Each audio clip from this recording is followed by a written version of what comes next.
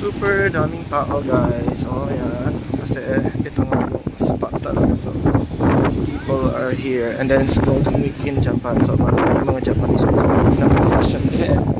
Ang dami yung tao. Ganda ng beach. Lamig. Ang sarap. Sarap ng lamig. Yun na naman yung lamig lalamig. Naka-shirt nga lang ako. Naka-t-shirt. This is the spot.